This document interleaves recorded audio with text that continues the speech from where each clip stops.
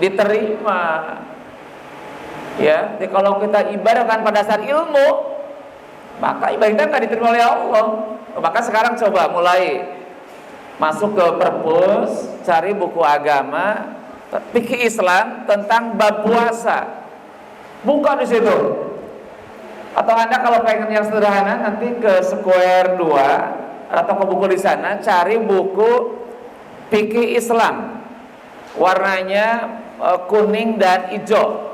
Pengarangnya Pak Kiai Sulaiman Rasyid. Buka bab tentang puasa di situ, lengkap di situ, lengkap. Dari definisi puasa apa, rukun puasa apa, sunnah puasa apa, yang bikin batal puasa apa, itu akan dijelaskan dengan lengkap di situ. Ya, apa rukun puasa itu diantaranya?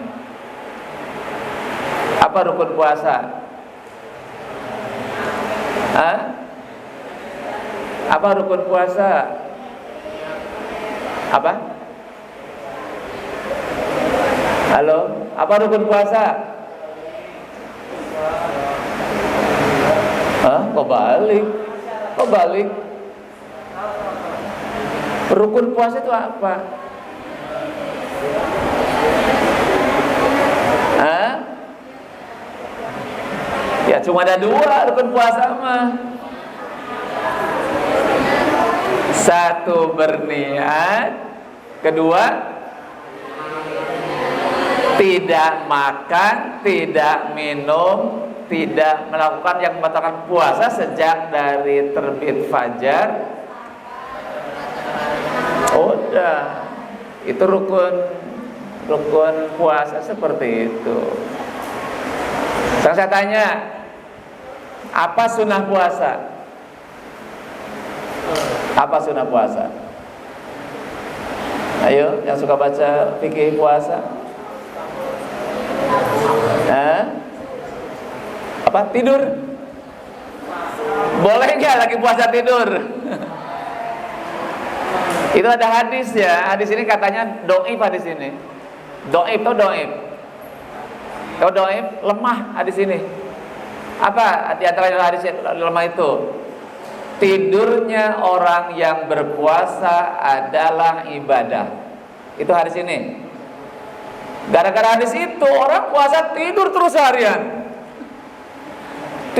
Sahurnya jam 4, habis sahur tidur, bangun-bangun maghrib.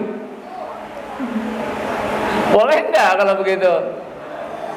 Sahur jam 4, selesai sahur tidur. Tadi kata Pak Ustadz, tidurnya orang yang berpuasa adalah ibadah. Tidur seharian bangun-bangun maghrib. Gimana itu? Ingat, bulan Ramadan bukan bulan tidur, ya. Bukan bulan tidur. Bulan apa Ramadan itu? Bulan ibadah. Ayo ngaji yang benar, sholat yang baik, jangan tidur. Gimana? Hasilnya apa tidur? Tidur hasilnya jigong. Tahu jigong?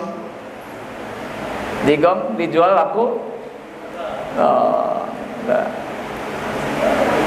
Apa sunnah puasa? Apa diantaranya? Mempercepat. Apa kabarnya? Mengawalkan berbuka. Setelah masuk waktu, jangan buang, jangan makan duluan, jangan. Menyegerakan, nah gitu, bukan. Menyegerakan berbuka kalau sudah masuk waktu buka. Nih kalau tadi azan kan, udah, jangan tunda dulu. Dengar azan di mana saja, harus berbuka. Di jalan tol nih, kita mau pulang ke Cikupa di Karawaci udah azan, gimana? Tunggu di rumah? Jangan. Ketika azan di Karawaci, rumahnya di Panongan, jangan nunggu di Panongan bukanya, bukalah di Karawaci di jalan. Menyegerakan itu. Gimana sunnahnya orang berbuka puasa itu diantaranya? Disunahkan makanan yang manis. Apa di antaranya adalah makan kurma, bukan gorengan. Bukan gorengan. Kurma 3 biji. Kalau gorengan ini onde-onde nggak masuk. Karena minum es, wah itu nggak bagus minum es itu. Kalau minum hangat masih boleh, masih bagus. Tapi kalau perut lapar haus minum es, wah itu nggak bagus. Anget atau minum kurma itu bagus. Nabi minum bukannya dengan kurma, bukan dengan comro, comro misro, enggak. Gimana sunnah Nabi puasa? Menyegerakan berbuka jika telah masuk waktu buka. Apalagi mengakhirkan sahur. Kenapa mengakhirkan sahur? Kenapa? Boleh nggak sahur jam 2? Boleh. Hah? Boleh tapi nggak nyunah. Nggak nyunah. Nasul nggak contohkan itu. Mana yang bagus sahur itu? Setengah jam sebelum azan subuh. Setengah jam sebelum azan subuh. Kalau jam 2 sahurnya bangun pagi udah langsung lapar. Langsung lapar kan? Tapi kalau mendekat ke azan subuh ya pagi masih aman-aman saja. Itu sunnah-sunnah puasa ya, coba dipraktekkan. Apalagi yang kita bahas? Apa yang membatalkan puasa diantaranya? Ada pertanyaan belum pernah dibahas tuh. Boleh nggak gosok gigi? Ya. Boleh nggak kumur-kumur gosok gigi? Kemarin dibahas oleh Pak Haji Uji itu di itu. Boleh nggak korek kuping? Ngupil. Boleh ngupil nggak? Boleh kan? Kuping boleh. Yang mana yang nggak boleh? Memasukkan ke dalam rongga ini mulut. Mulut hubungannya dengan perut kan? Kalau kuping nyampe ke perut enggak? Enggak. Hidung? Enggak. Ngorek ngupil kuping, ngupil di hidung nggak ada masalah. Ngorek kuping nggak ada masalah. Tapi kalau masukkan makanan ke mulut, nah itu yang bermasalah. Kalau di luar rongga mulut, termasuk kemarin dibahas katanya tentang kentut di air. Gimana itu? Itu nggak ada masalah, silakan aja. Karena tidak berhubungan dengan perut. Kalau berhubungan dengan perut ya baru batal. Ya, maksudnya masukkan makanan ke dalam rongga mulut berhubungan dengan perut. Nah, dengan masukkan makanan perut menjadi kenyang, baru itu hukumnya batal. Tapi kalau tidak hubungan dengan perut ya nggak ada masalah. Gosok gigi, kalau nggak ditelan nggak ada masalah. Atau ada kumur-kumur, kadang-kadang terjadi kumurnya 3 kali, yang keluar cuma 2 kali, gitu kan? Yang satu masuk kumur 3 kali, yang keluar cuma 2 kali. Yang satunya dikorupsi, itu baru itu dikatakan batal. Yuk silakan. Waktu-waktu ini coba Anda belajar lagi fikih puasa ya. Jangan sampai puasa kita salah. Ya, jangan salah. Kalau enggak punya buku, tanya ke guru, tanya ke ustadz, tanya ke kiai. Yo, bulan puasa bulannya ilmu. Ya. Coba perbanyak ngaji sekarang, banyak ngaji Ramadan itu. Jangan banyak nongkrong di Citra. Ayo ngaji, sekarang ngaji, subuh ngaji, maghrib ngaji terus, ilmunya akan bertambah insya Allah. Bukan tidur ya, awas ya. Jangan tidur, ngapain tidur? Tidur ada waktunya. Ya, perbanyak ilmu di bulan Ramadan. Ya, taraweh kan ada apa? Suka ada apa? Taraweh itu ada suka kultum kan? Yo simak dengan baik. Kajian subuh ikut dengan baik. Buka YouTube tentang kajian Islam. Pilih yang mana? Mau Adi Hidayat, Ustaz Abdul Somad, Aagim, Zirun MZ, silakan, banyak itu. Maupun Ramadan perbanyak kita ilmu, ya gitu. Itu yang kedua, persiapan ilmiah. Sekarang yang ketiga apa? Persiapan jasadiah. Tahu jasad? Tahu jasad, fisik, badan. Gimana persiapan Ramadan fisik kita? Harus sehat, harus sehat. Jangan sakit. Ya, harus sehat. Gimana biar sehat? Makan yang teratur. Yang kedua, olahraga yang teratur. Ketiga, istirahat yang teratur. Keempat, ibadah yang teratur. Sehat insya Allah. Karena kalau dalam keadaan sakit nggak maksimal. Terus apa lagi persiapan jasadiah itu? Nah, Rasulullah begini, kalau menjelang Ramadan tiba, bulan Sa'ban sudah melatih berpuasa. Itu namanya jasadiah di situ. Ya. Kenapa di Sa'ban sudah melatih berpuasa? Kenapa? Banyak di Ramadan Nabi banyak berpuasa di Sa'ban itu. Kenapa Sa'ban banyak berpuasa? Caca, paham nggak? Dengerin. Kenapa ketika Sya'ban Rasulullah banyak berpuasa? Ayo, kenapa? Hah?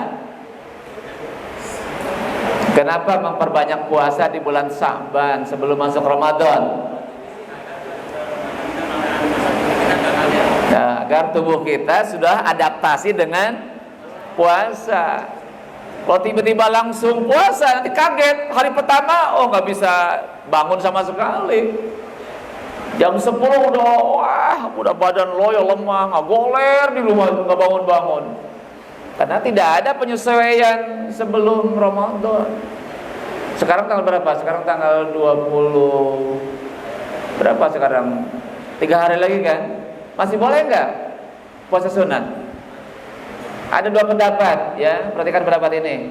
Yang pertama, pendapat pertama, tidak boleh puasa sunnah setelah lewat nisfu Sya'ban. Pernah dengar itu? Pernah dengar nggak hadisnya? Keterangan seorang ulama. Katanya puasa Sya'ban itu tidak boleh melewati tanggal nisfu Sya'ban. Oh, nisfu Sya'ban, pertengahan Sya'ban, tanggal 15. Pendapat yang lain, orang yang terbiasa puasa sunnah dibolehkan sampai lewat nisfu Sya'ban. Sampai kapan berhenti dia berpuasa? Sampai dengan 2 hari sebelum ibadah Ramadan. Tuh, ada 2 pendapat ya, silakan. Makanya untuk melatih tubuh kita menghadapi Ramadan, silakan ada berpuasa, sehingga ketika masuk Ramadan tidak kaget lagi badan kita. Paham? Kita melatih badan agar dapat beradaptasi dengan Ramadan. Ya. Sekarang yang keempat, persiapan maliyah. Tahu maliyah? Harta. Kenapa persiapan harta menjelang Ramadan? Hah? Untuk zakat, infak, ya. Apalagi? Untuk makan, buka, sahur. Kalau di bulan di luar Ramadan, makan bisa seadanya, ya, seadanya. Kalau saya makan di Ramadan, kadang-kadang kalau cuma ada garam sama cabai jadi tuh. Ya, kalau di rumah, saya lagi di rumah nggak ada makanan, ambil metik cabai 1, terus garam setengah sendok, sedikit aja nggak banyak-banyak, tambah nasi, saya makan semangat itu. Coba kalau buka puasa pakai sambal cengek sama garam, masuk nggak? Nggak masuk. Kadang-kadang di Ramadan itu anggaran rumah tangga membengkak. Yang tadinya garam, sekarang garam dibanjur daging, opor ayam, rendang, sop kaki kebo, segala macam ada kan di meja penuh kan? Coba di luar Ramadan, meja penuh nggak di luar Ramadan? Jarang, tapi kalau Ramadan penuh itu kan gitu. Jam 5 sudah diputar-putar tuh si kolok gitu ya.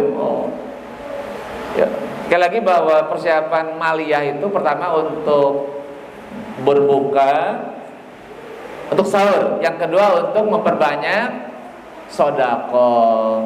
Kata Nabi gimana kata Nabi? Orang yang menyiapkan makan untuk orang yang berpuasa, nilainya sama dengan orang yang berpuasa. Paham? Perempuan lagi head, kan gak punya pahala kan? Gak punya pahala. Gimana caranya biar dapat pahala? Siapkan makanan, kasihkan ke orang yang sedang berbuat buka, bukan buat siang, bukan berbuka. Maka nilainya sama dengan orang yang berpuasa. Sok, sehari targetkan sekarang nih. Hari pertama siapkan 1 porsi buat 1 orang. Hari kedua siapkan 2 porsi untuk 2 orang. Mumpung Ramadan tadi kan, gimana kata Ramadan itu? Di luar Ramadan kalau berbuat baik hanya 10 sampai 700 kali lipat. Kalau di luar Ramadan semua Allah berapa? Bisa ribuan kali lipat Allah kasih. Karena nilainya sangat tinggi dan dapat Allah kalau di bulan Ramadan. Ya kita perbanyak harta kita. Berapa lama kita bekerja? Berapa bulan seharusnya? Berapa bulan kita bekerja seharusnya? 11 bulan. 1 bulan libur, jangan kerja dulu. Kenapa jangan kerja? Fokus untuk beribadah. Bisa enggak? Bisa enggak kalau gitu? 11 bulan kita bekerja, potang-panting sana kemari sampai uang numpuk. Nah, sebulan ini Ramadan udah jangan kerja dulu. Zaman dulu, Tarik, sekolah itu libur total. Kenapa sekolah diliburkan total? Kenapa? Kenapa zaman dulu Ramadan itu libur total, nggak ada sekolah? Kenapa? Agar guru dan siswa fokus untuk beribadah puasa. Kalau sekarang sekolah libur enggak libur. Akhirnya kan terganggu kan puasa kita. Gara-gara sekolah capek, pulang sekolah anak SMA minum bakso, makan bakso. Yang salah siapa? Yang salah siapa? Sekolah. Coba kalau enggak sekolah di rumah ngaji, itu tidak akan batal. Ya, jadi orang yang bekerja 11 bulan cukup, tumpukan uang yang banyak. Nah, Ramadan ini kita perbanyak infak sedekah. Insya Allah itu akan bernilai. Sekarang yang terakhir, yang paling penting adalah apa yang kelima? Apa yang kelima? Persiapan amalia. Apa itu amalia? Persiapan amal. Ya sekarang buat program hari ini, apa yang dikerjakan di Ramadan? Amal apa yang kita kerjakan nanti? Kira-kira apa? 1? Hah? Akan membaca Quran berapa kali khatam rencananya bulan ini? 1 kali? 2 kali? Saya tanya nih, yang tanya, berapa kali Imam Syafi'i khatam Quran selama Ramadan? Ada yang pernah baca enggak? Berapa kali Imam Syafi'i khatam Quran selama Ramadan? Berapa kali khatam Imam Syafi'i itu? Dengar kata Imam Syafi'i? Dengar kata Imam Syafi'i? Dengar. Berapa kali khatamnya? 60. Sehari 2 kali khatam. Bisa enggak sehari 2 kali khatam? Enggak kuat. Berarti sebulan berapa? 60. Itu kayaknya berat. Coba kita minimal lah ya, minimal tahun ini kita khatam selama 1 bulan. Gimana caranya? Ngajinya one day one juz, 1 hari 1. Bagaimana tekniknya membaginya? Adalah 1 juz itu kan 10 lembar, dibagi 5 waktu sholat. Berapa 10 dibagi 5? 2. Berarti setiap habis sholat 2 lembar. Bisa enggak mulai tahun ini kita baca Quran 2 lembar habis sholat? Bisa enggak? Ayo kita praktekkan, jangan bisa-bisa saja. Subuh 2 lembar, duhur nih banyak waktu sekarang kan, 2 lembar. Asar menunggu maghrib atau habis maghrib 2 lembar. Habis isya, habis taraweh 2 lembar. Bisa 1 hari 1 juz. Sebelum kita khatam. Ya, targetkan ya tahun ini kita khatam Quran 1 kali minimal. Apa lagi?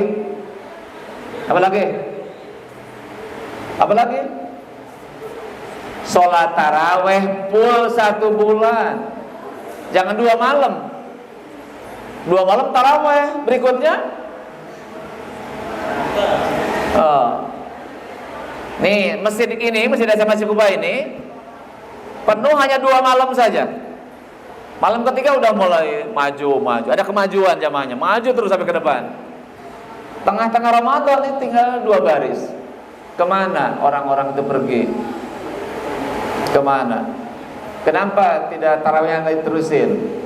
Ya saya minta untuk anak Al-Fikri dan Al-Sis, yuk taraweh full 1 bulan. Ya, awak jangan kurang. Saya yang perempuan ya paling seminggu nggak bisa taraweh. Kenapa? Apalagi target tahun ini kita berpuasa Ramadan. Puasa full 1 bulan. Ya, full. Tarik jangan batal. Ya, 1 bulan. Apalagi? Amal kita nanti sholat wajib di awal waktu berjamaah. Bisa enggak? Bisa enggak laki-laki? Ya, targetkan sekarang. Mari kita sholat awal waktu berjamaah laki-laki. Perempuan di rumah boleh, di masjid boleh. Kalau laki-laki lebih utama bisa enggak nanti kita biasakan sholat wajib berjamaah di awal waktu.